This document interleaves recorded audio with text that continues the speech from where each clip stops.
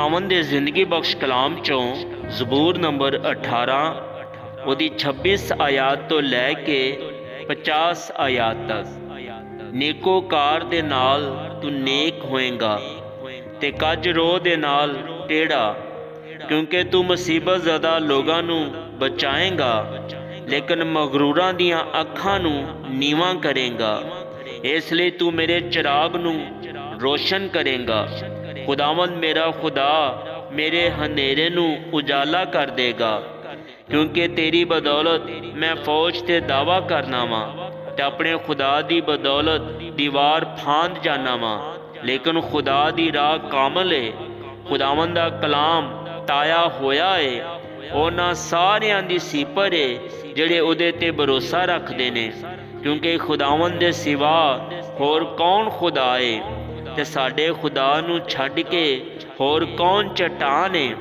खुदावंद ही मैनू कुव्वत दे नाल कमर बस्ता करदा है ते मेरी राह नू कामल करदा है। वो मेरे पैरां नू हरनियां वर्गे बना देंदा है ते मैनू मेरी उच्ची जगह च कायम करदा है। वो मेरे हत्थां नू जंग करना सिखांदा है, इत्थों तक कि मेरे बाजू पीतल दी कमान नू झुका देंदे ने। तू मैनू अपनी नजात दी सीपर बख्शी है ते तेरे दहने हथ ने मैनू संभालिया है ते तेरी नरमी ने मैनू बुजुर्ग बनाया है। तू मेरे थले मेरे कदमां नू कुशादा कर दिता ते मेरे पैर फिसले नहीं। मैं अपने दुश्मनां दा पिछा करके उन्हां नू जा लवांगा ते जदों तक वो फना ना हो जान वापस नहीं आवांगा।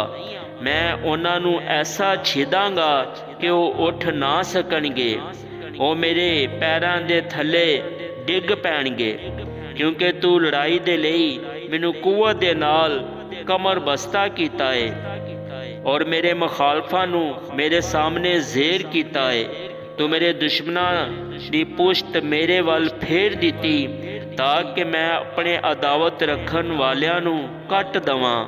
उन्होंने दहाई दिती पर कोई नहीं सी जेड़ा बचावे। खुदावन नू भी पुकारिया पर उन्हें जवाब ना दिता। तद मैं उन्हां नू कुट कुट के हवा विच उड़दी हुई गरज दी मानद बना दिता। मैं उन्हां नू गली कूचियां दी कीचड़ दे वांगरू कढ़ के सुटिया। तू मैनू कौम दे झगड़ियां तो छुड़ाया। तू मैनू कौमां दा सरदार बनाया है। जिस कौम तो मैं वाकिफ नहीं वो मेरी मतई होएगी। मेरा नां सुनदियां ही वो मेरी फरमाबरदारी करनगे। परदेसी मेरे ताबे हो जाणगे, परदेसी मुरझा जाणगे ते अपने किलियां चो थर थरांदे होए निकलणगे। खुदावंद जिंदा है, मेरी चट्टान मुबारक होए ते मेरा नजात देन वाला खुदा मुमताज होए। ओही खुदा जेड़ा मेरा इंतकाम लेंदा है ते उम्मतां नू मेरे सामने ज़ेर कर देंदा है।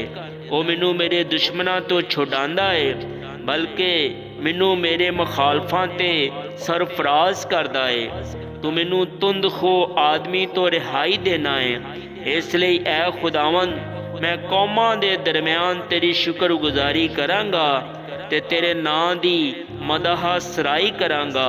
वो अपने बादशाह नू बड़ी नजात अनायत करदा है और अपने ममसू दाऊद और ओदी नस्ल ते हमेशा शफकत करदा है।